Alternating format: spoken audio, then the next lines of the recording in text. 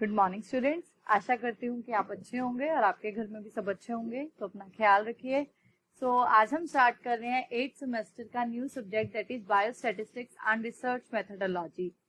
सबसे पहले हम पढ़ेंगे कि आपका बायोस्टैट्स होता क्या है, ठीक है, कहाँ यूज होता है, क्यों आया आपका ये सब्जेक्ट।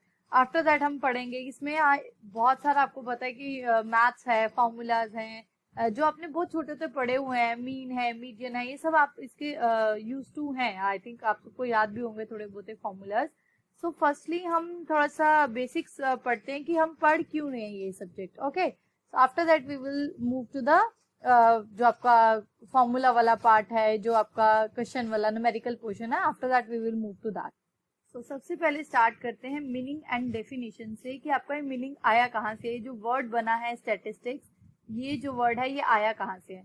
आपका पहले क्या होता था, जो किंग्स थे, ठीक है, जब आपके पास पहले के टाइम की हम बात कर रहे हैं, तो वो टैक्सेस कलेक्ट करते थे, या आप क्या वो अगर हमें पता करना हो कि डेथ रेट क्या है, बर्थ रेट क्या है, ठीक है, हमारी पॉपुलेशन किस हिसाब से ग्रो कर रही है, तो हम स्टैटिस्टिक्स वहां यूज करते थे। पहले आपका जो स्टैटिस्टिक वर्ड आया है ये आपका लैटिन वर्ड स्टेटस से, या फिर इटालियन वर्ड जो है स्टैटिस्टा, इससे आया है, ठीक है, या फिर जर्मन वर्ड जो है स्टैटिस्टिक।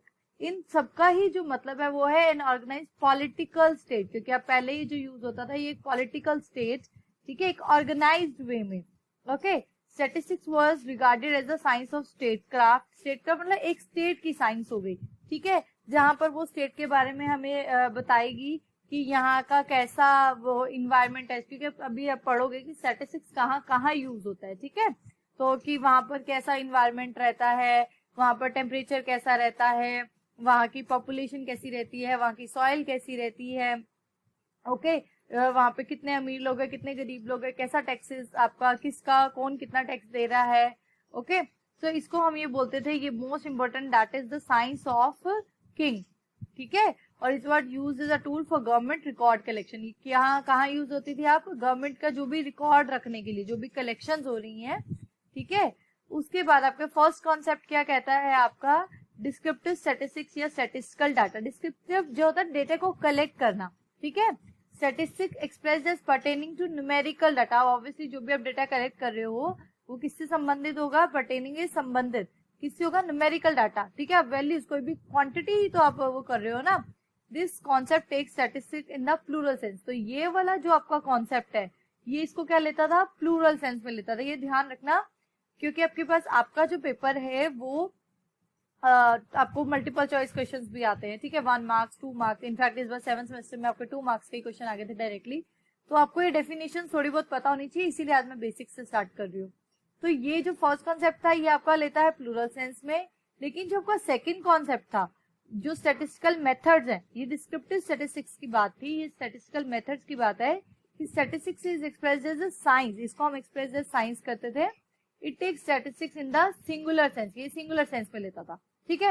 अब आपका होता क्या है स्टैटिस्टिक्स या स्टैटिस्टिक डाटा, स्टैटिस्टिकल डाटा, तो बहुत सारे आपके पास जिन्होंने डेफिनेशन दी है।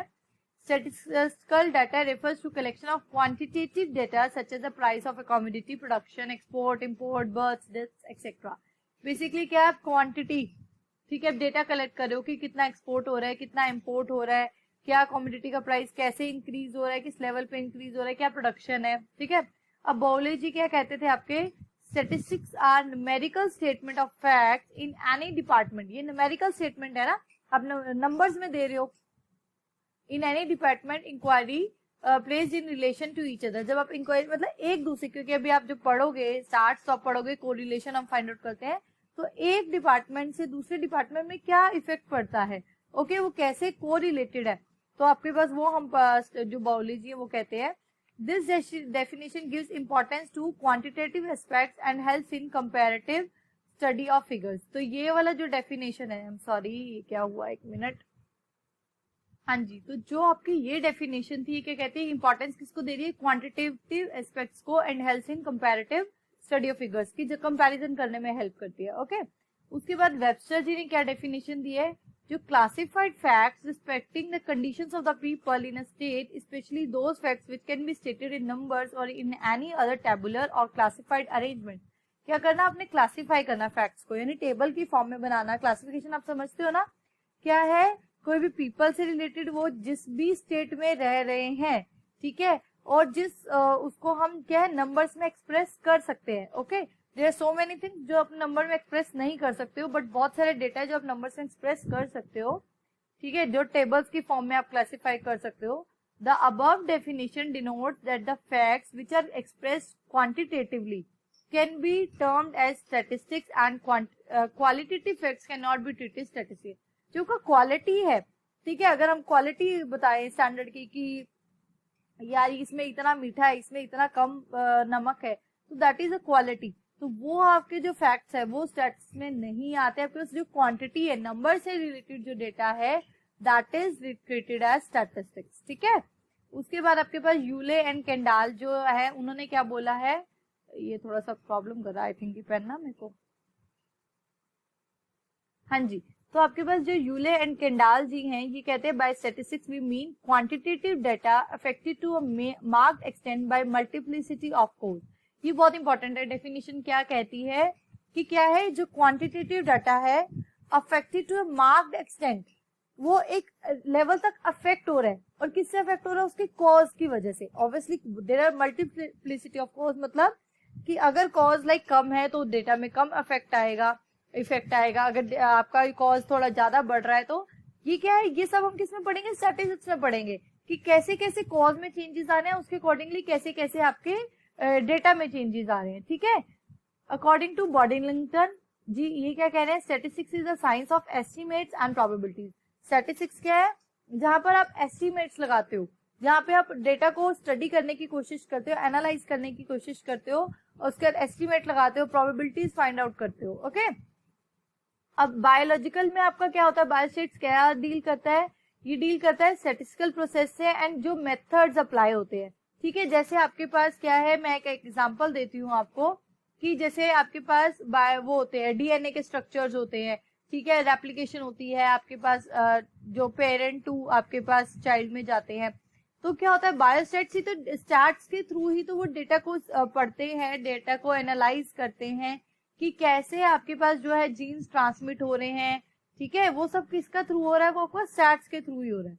Okay, so biostats include the design of biological experiments and demonstrate the collection, summarization and analysis of data from those experiments. Data को एनालाइज, एक्सपेरिमेंट, जैसे अब एक सबसे बड़ा कॉमन एग्जांपल ले लो, लाइक वैक्सीन है, ठीक है, आपके पास क्या है, वैक्सीन बनाई, तो आपके पास पहले तो स्टैट्स की हेल्प से ही आपने, क्योंकि आपने ये एक्सपेरिमेंट जो करे होंगे तो वो आपने कुछ सैंपल उठाया होगा, ठीक है। अब सैंपल और उसमें समझ लो आपके पास क्या है, पॉपुलेशन में क्या, बहुत बार आपके पास यहाँ पर जो वर्ड्स आएंगे वो एक तो लिखा आएगा आपके पास पॉपुलेशन, और एक आपके पास लिखा आएगा सैंपल। तो आपके पास जो पॉपुलेशन होता है, population is the large sample, मतलब जब एक बहुत बड़ा आप लाइक यूनिवर्स का ले लो, या लाइक इंडिया का पूरे मैं जो डेटा ले रही हूँ, या फिर क्या है मैं पूरे डिस्ट्रिक्ट का एक वो ले रही हूँ, तो वो है दैट इज योर पॉपुलेशन, ठीक है। अगर इस पॉपुलेशन में से, ये जो पूरा पॉपुलेशन है, इसमें से मैं थोड़े से लोगों का डेटा निकालती हूँ, ठीक है, थोड़े से डेटा को स्टडी करती हूँ, तो उसको बोलते हैं सैंपल, ठीक है। तो ये क्लियर होना चाहिए पॉपुलेशन और सैंपल में क्या डिफरेंस है। Population is the large quantity, ठीक है, एंड सैंपल उसमें से हमने जो छोटा पार्ट लिया है। ओके, अब आपके पास ये समझ में आ गया कि जैसे मैंने अभी आपको एग्जांपल दिया वैक्सीन का, कि वैक्सीन बनी, उसके बाद आपने ये देखा स्टैट्स की हेल्प से ही कि कितने लोगों को वो वैक्सीन लगने के बाद भी इन्फेक्शन हुआ है, कितनों को फर्स्ट डोज के बाद हुआ है, कितनों को सेकेंड डोज के बाद हुआ है, कितनों का डेथ रेट हुआ, ये सब हम किसके थ्रू पढ़ते हैं, वो स्टैट्स के थ्रू पढ़ते हैं, ठीक है। चलो अब आगे हम पढ़ते हैं कि क्या है कुछ और लोगों की डेफिनेशन। हाँ जी, तो एल बायोलॉजी क्या कहते हैं, स्टैटिस्टिक्स में राइटली भी called the science of averages. अब आपने इसमें पढ़ा होगा, मीन हम बहुत ज्यादा फाइंड आउट करते हैं, एवरेज फाइंड आउट करते हैं कि किसके लाइक एक सेंटर पॉइंट है, तो किसके आसपास आपका जो है डेटा घूम रहा है, ठीक है, ये आपका लाइक सेंटर पॉइंट है, तो किसके आसपास जो आपका डेटा घूम रहा है, तो वो क्या होता है आपका एवरेज। तो statistics use averages to summarise the collected data, however it also uses diagrams भी हम यूज करते हैं, ग्राफ भी यूज करते हैं, पाई चार्ट्स यूज करते हैं, कोरिलेशन कोएफिशिएंट यूज करते हैं एनालिसिस के लिए।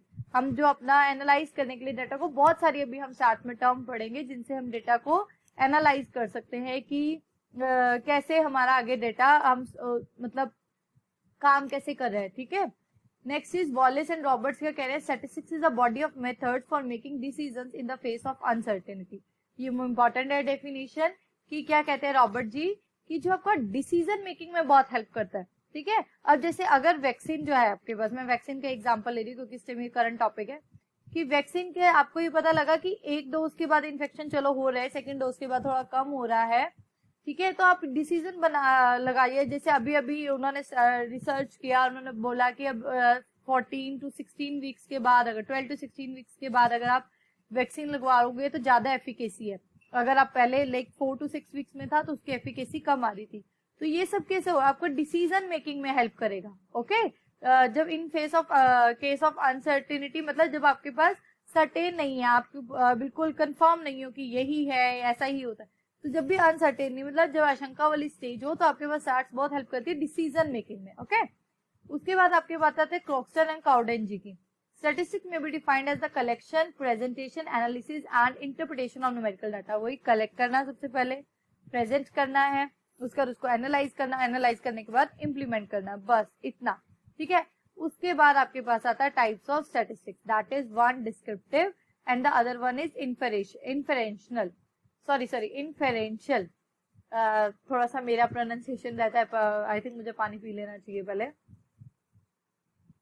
तो डिस्क्रिप्टिव में आपके पास क्या होता है, वो सारे मेथड्स आते हैं जो डेटा को कलेक्ट करने के हैं, डेटा को प्रेजेंट करने के हैं और डेटा को कैरेक्टराइज करने के हैं, ठीक है। जैसे इसका एग्जांपल देखो, ग्राफिकल रिप्रेजेंटेशन जिसमें बार ग्राफ आ गए, आपके पास लाइन ग्राफ आ गया, पाई चार्ट आ गए, और मेजर जैसे सेंट्रल टेंडेंसीज होती हैं, डिस्पर्शन हो गया, स्क्यूनेस, कुर्टोसिस, ये सब क्या है, जो आपका क्वांटिटेटिव मेजर्स को दिखाते हैं, तो वो आपका कौन सा होता है, डिस्क्रिप्टिव स्टैटिस्टिक्स, ठीक है। ये सब हेल्प करते हैं आपको डिस्क्राइब करने में, ठीक है, various features of the collected sample data, okay. अब उसके बाद इन्फेरेंशियल आते हैं, जो इन्फेरेंस कर सकते हो आप, जिससे कुछ ना कुछ डिसीजन निकाल सकते हो, कुछ ना कुछ आप रिजल्ट निकाल सकते हो। Inferential statistics include the methods that help in, ये क्या हो रहा है इसको, that help in characterizing a population or help in decision making which is based on the sample results of the population, जो किसमें हेल्प करता है, आपका सैंपल रिजल्ट्स फाइंड आउट करने में, ओके। तो आपके पास जो इन्फेरेंशियल स्टैटिस्टिक्स है, that is help for decision making. जैसे यहाँ पे देखो आप डेफिनेशन दे भी रखी है पॉपुलेशन की, कि पॉपुलेशन जो होता है बड़ा सैंपल यूनिवर्स, और उसके बाद जो छोटा सैंपल होता है तो वो किसके लिए होता है, आपके पास जो हम पॉपुलेशन में से ही छोटा पार्ट निकालते हैं, दैट इज सैंपल, ओके। उसके बाद आइए आपके पास कैरेक्टरिस्टिक्स, ये आप थोड़ा सा स्टडी कर लेना, मैं आपको ओवरव्यू दे रही हूँ एक बार कैरेक्टरिस्टिक्स का, कि कैरेक्टरिस्टिक्स क्या होती है आपके पास। देखो, statistics are averages of numerical data, हम एवरेज फाइंड आउट करते हैं। अब अगर कोई सिंगल डेटा है, ठीक है, सिंगल डेटा की आप एवरेज नहीं निकाल सकते, सिंगल डेटा में आप किसको कंपेयर करोगे, तो आइसोलेटेड फिगर्स हैं, अगर तो उनको आप नहीं डील कर सकते हो, ओके, कोई कंक्लूजन ही नहीं फाइंड आउट कर सकोगे जब फिगर्स ही नहीं, जब कंपैरिजन के लिए कुछ नहीं है। सेकंड पॉइंट आपके पास क्या आता है, that is generally statistics contain quantitative information. अभी मैंने आपको बताया इसमें क्या होती है, क्वांटिटेटिव इन्फॉर्मेशन होती है, which means it is always expressed numerically. तो अब क्या है, इसमें हम जो डेटा है को कैसे एक्सप्रेस करते हैं, न्यूमेरिकली एक्सप्रेस करते हैं, है ना, नंबर्स की फॉर्म में ही तो एक्सप्रेस करते हैं ना। उसके बाद आपके पास क्या है, क्वालिटेटिव फैक्ट्स का नाम, जो हम पढ़ चुके हैं ऑलरेडी से, कि क्वालिटेटिव वाले जो है वो आप स्टैटिस्टिक्स में नहीं यूज कर सकते।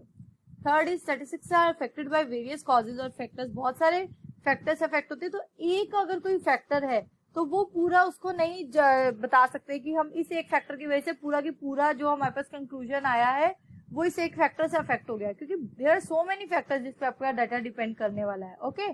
सो one cause of factor can not be said to be responsible for the results after analysis of a given set of data, कि एक ही को आप रीजन नहीं बता सकते हो। Statistical data is collected in systematic manner for a pre determined purpose. Obviously जब आप डेटा कलेक्ट करने जा रहे हो तो उससे पहले ही आपका पर्पस क्लियर होता है कि हम डेटा किस लिए कलेक्ट करने वाले हैं, ठीक है। अगर जैसे हम वैक्सीन का कलेक्ट कर रहे हैं, या इससे पहले जब हम कोविड के वो लाइक आपको पता है कि ये म्यूकरमाइकोसिस आया है, ब्लैक फंगस जो आया है आपके पास कोविड वाले पेशेंट्स में, तो हम जो डेटा कलेक्ट कर रहे हैं वो हम पर्पसफुली, कि कितने लोगों में आया है, कि ये क्या ठीक हो रहा है क्या नहीं हो रहा, तो वो हमारा ऑलरेडी पर्पसफुल है, ठीक है। उसके बाद ही तो हम डेटा कलेक्ट करते हैं ना। This means that the reason and plan for data collection is predetermined. ये प्री डिटरमाइंड.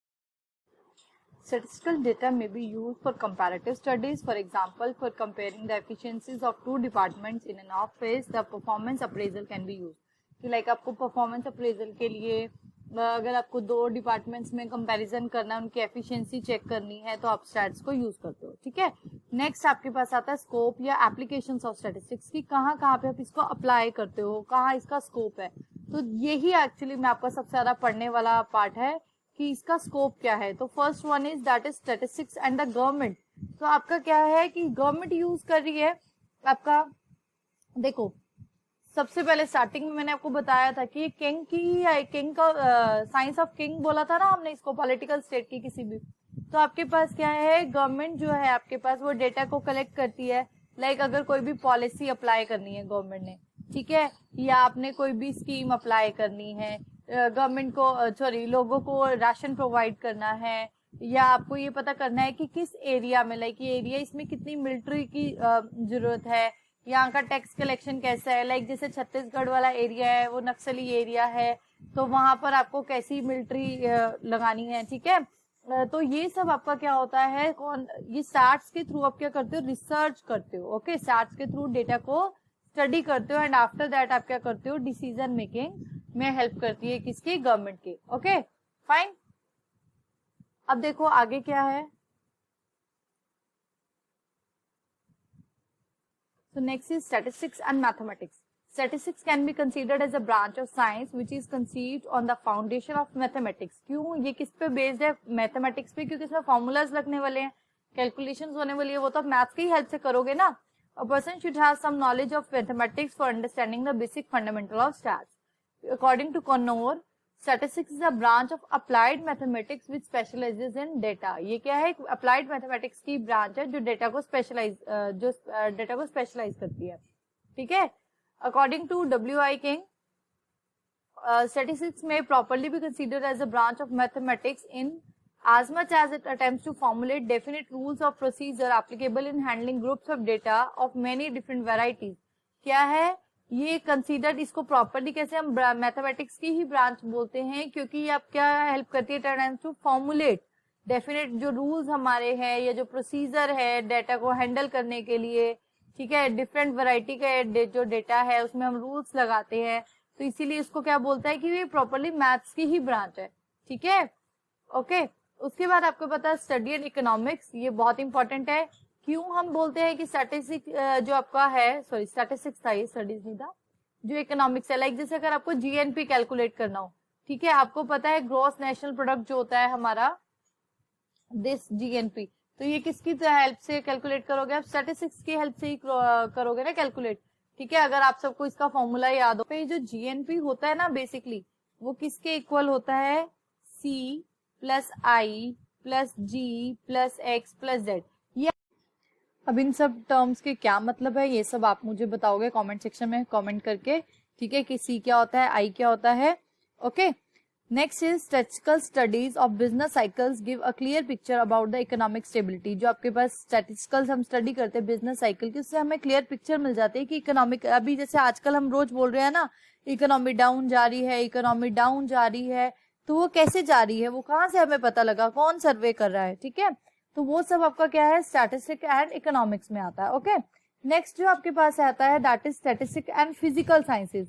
ठीक है. फिजिकल साइंसेज में कैसे हेल्प करता है, देखो जैसे आपके पास क्या है, the use of statistical method is continuously increasing in the field of physical sciences such as जैसे बायोलॉजी हो गया, physics, chemistry, astronomy, medicine etcetera. Statistical data are collected from different results of different experiments. आप data को collect करते हो different experiments के through, तब आप उसको क्या कहते हो, these are then comparatively study to find out whether the differing results are statistically significant और नॉट. कि पहले भी आपने लाइक कलेक्ट किया था और उसके बाद अब आपने कंपेयर करोगे कि आपके पास कुछ सिग्निफिकेंट रिजल्ट आया भी है या नहीं आया, कोई फर्क पड़ा भी है या फिर नहीं पड़ा है. ठीक है. More facts are discovered. The different estimates in physical sciences such as distance between two planets in the universe become more accurate.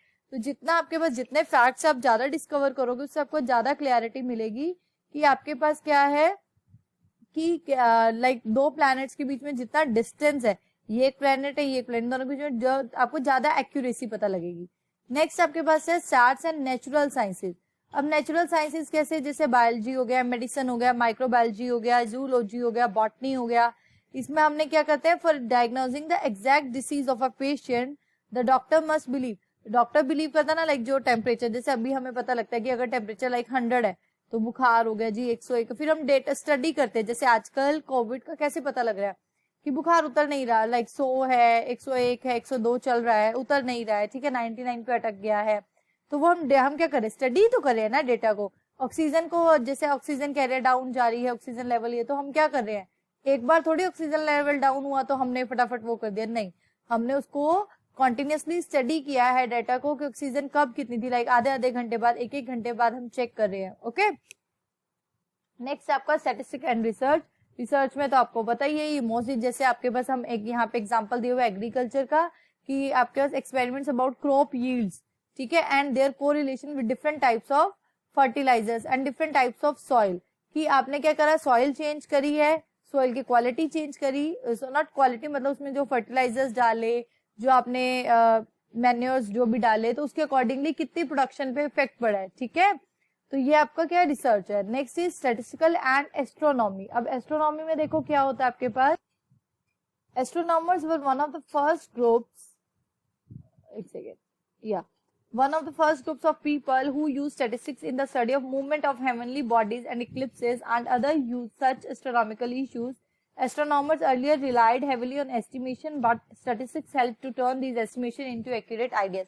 पहले क्या थे, वो एस्टिमेशन पे डिपेंड करते थे, ठीक है, वो एस्टिमेट्स लगाते थे, बट स्टैट्स के थ्रू क्या हुआ, उनका एक्यूरेसी ज्यादा आया। ओके, उसके बाद आपके पास है स्टैटिस्टिक्स इन एजुकेशन। एजुकेशन में कैसे इंपॉर्टेंट है, is used extensively in the field of education because research has become a common feature in all the branches of activities. अब हर उस फील्ड में आपके पास क्या होता है, रिसर्च होती है, एक्टिविटीज करवाते हैं, बच्चे को एक्टिविटीज से सिखाते हैं। In education, statistics plays a vital role in formulation of a new policies for new courses to be started, consideration of infrastructural requirements for new courses, etc.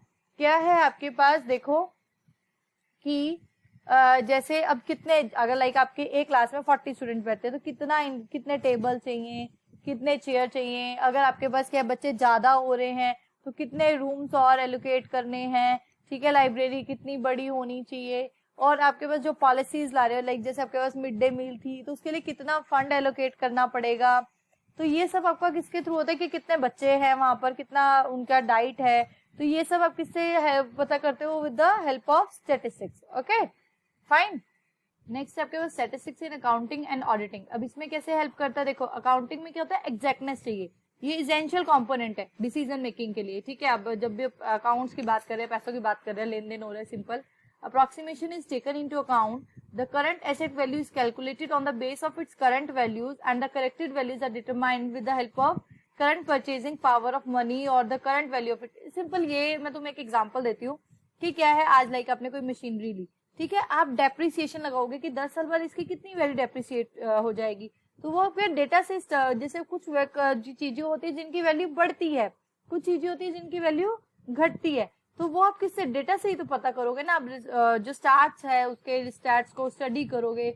Like एक आपको एग्जांपल दे देती हूँ कि जैसे हम क्रिकेट है, ठीक है, हम क्रिकेट में आपने देखा होगा, जो भी बहुत क्रिकेट लवर्स होंगे यहाँ पे, कि आपके पास क्या होता है, जैसे ही आप क्रिकेट देख रहे हो तो स्क्रीन पे ग्राफ बनाता है वो, क्या एकदम से उनके पास पता लग जाता है कि हाँ ये बॉलर ऐसा चल रहा था, इसका ग्राफ, इसकी इकोनॉमी ये चल रही है, इसने इतने पिछले टेस्ट मैचेस में इतना परफॉर्म किया है, तो all with the help of statistics, ठीक है।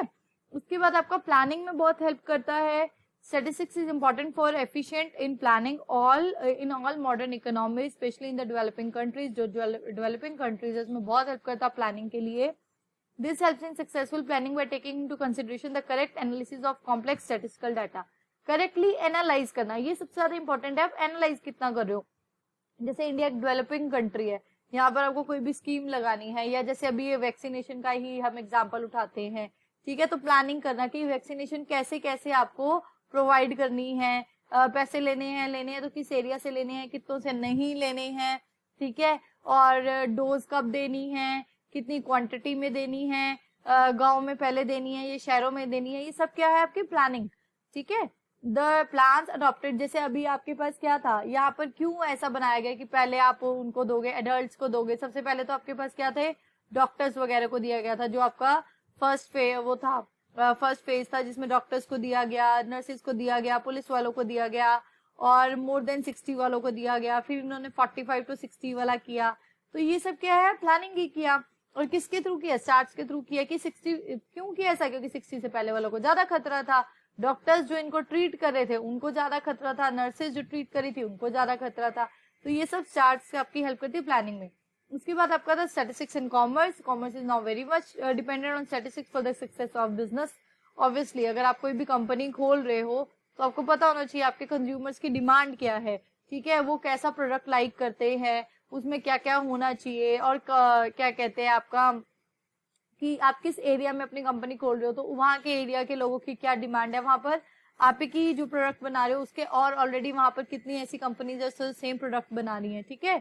It is required to do a market survey, जो मैंने आपको मार्केट का सर्वे करना जरूरी है, using statistical techniques to understand the changing taste of the consumer, because a number of multinational companies have also entered with new products and services। बहुत सारी multinational companies भी आ चुकी हैं जिनके पास वही सेम प्रोडक्ट है, सेम सर्विसेज है, और मे बी वो आपसे कम रेट में दे रही हो, ठीक है ना। तो ये बहुत इंपॉर्टेंट है। यस, अगर मेरी प्रोनाउंसिएशन में थोड़ा बहुत प्रॉब्लम आ रहा हो तो आई एम रियली सॉरी, ये थोड़ा सा मैं स्पीड से बोलती हूँ ना, शायद इस वजह से हो जाता है। ओके, बाकी आपको लेक्चर कैसा लग रहा है तो मुझे कमेंट सेक्शन में जल्दी जल्दी बता दो फटाफट से। अदर एरियाज क्या है, statistics is used by many businesses such as insurance companies, stock brokerage houses, banks, public utilities companies and so on. It also help politicians to study their winning chances. ये जो आपके पास जी politics वाले होते हैं, political leaders, उनको help करता है, क्यों, उनको वहां से पता लगता है कि जो इस एरिया के वोटर्स हैं, ठीक है, वो उनको क्या डिमांड में है और क्या चाहते हैं वो, वहां का सैंपल लेके, ठीक है, वहां का कुछ लोगों का सैंपल कलेक्ट करते हैं वो, और उसके बाद वो देखते हैं कि इन लोगों की प्रेफरेंस क्या है, कि इसीलिए जैसे मीडिया वाले नहीं देते आपके पास पहले ही, मतलब रिजल्ट से पहले ही वो एक अपना सर्वे कंडक्ट करते हैं जिसमें वो दे देते हैं कि इस एरिया में ये, और अप्रोक्सीमेट भी दे देते हैं कि ये वोट्स आने वाली हैं, कि इस सीट से इतनी वोट्स आने वाली है। तो वो जस्ट बिकॉज ऑफ कि वो स्टडी करते हैं कि लोगों की क्या यहाँ पर प्रेफरेंसेस है, लोग किसको ज्यादा लाइक कर रहे हैं। ओके, अब आपके पास आता है यूज ऑफ बायोस्टैट्स की क्या क्या यूज है। नॉर्मेलिटी जो आपके पास वो डिफाइंड बाय बायोस्टैट्स है। ये second point is biostats is used to check whether the difference between two population is real और a chance occurrence for a particular attribute. मतलब किसी पर्टिकुलर एट्रीब्यूट, मतलब किसी भी पर्टिकुलर एक चीज के लिए आप जब चेक कर रहे हो, एट्रीब्यूट इज लाइक आपके पास जो कॉलम्स होते हैं ना, कि लाइक मैं चेक कर रही हूँ बर्थ रेट, ठीक है, ओके, और ये हम डिपेंड कर रहा है आपका किस पे डिपेंड करता है, ऑब्वियसली मदर की डाइट पे, मदर की हेल्थ पे डिपेंड करता है ना। तो मदर हेल्थ जो है वो एक एट्रीब्यूट हो गया, ओके।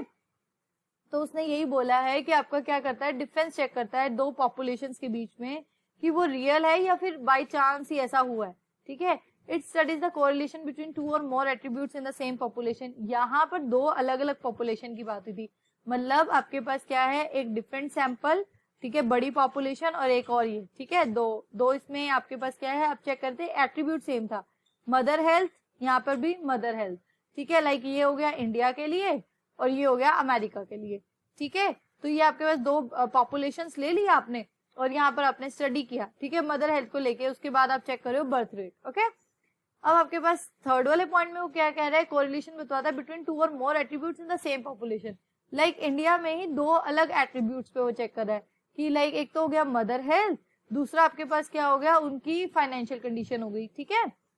तो बाय कंट्रोल स्टडीज इट इवेल्यू, या फिर मेंटल हेल्थ हो गई, कोई भी एट्रीब्यूट ले सकते हो आप। By control studies it evaluate the efficiency of vaccine sera etcetera, ये आपका एक्सेट्रा, ये स्टडी से ही पता करता है कि एफिशिएंसी कितनी है वैक्सीन की। It is used to locate, define and measure the extent of morbidity and mortality in the community. ये हेल्प करता है कि लोकेट करने में, फाइंड आउट करने में कि कितनी मॉर्बिडिटीज, बीमारियां, ठीक है। जैसे अभी थोड़े दिन पहले मैं क्लास में बात भी करी थी, कोमोर्बिडिटीज, ये बहुत वर्ड आया है, दैट इज की 45 जो कह रहे थे ना कि 45 से अबव वाले, कि उनको और कितनी बीमारियां हैं, डिफरेंट डिफरेंट बीमारियां, लाइक किसी को डायबिटीज है, किसी को टीबी है, there so many other issues, ठीक है, ब्रीदिंग अस्थमा है, तो कितनी बीमारियां हैं, उसके अलावा मोर्टेलिटी रेट क्या है, ठीक है, mortality rate is your death rate, okay. It is also use to evaluate the achievements of public health programmes. ये भी आपका किसमें भी इंपॉर्टेंट होता है कि कोई आपने पब्लिक हेल्थ प्रोग्राम चलाया था तो उससे कितनी सक्सेस मिली, कितना अचीव आप कर पाए हो। It is use to fix priorities in the public health programme. फिर इसकी हेल्प से ही आप क्या कर सकते हो, प्रायोरिटीज डिसाइड कर सकते हो कि कौन सा ज्यादा इंपॉर्टेंट है, कि हाँ पर पहले अप्लाई करनी है, कौन सी पॉलिसी पहले अप्लाई करनी है, कौन सा हेल्थ प्रोग्राम आपका कहाँ पर ज्यादा इंपॉर्टेंट होगा। ओके, आई होप आपको आज का लेक्चर समझ आया होगा।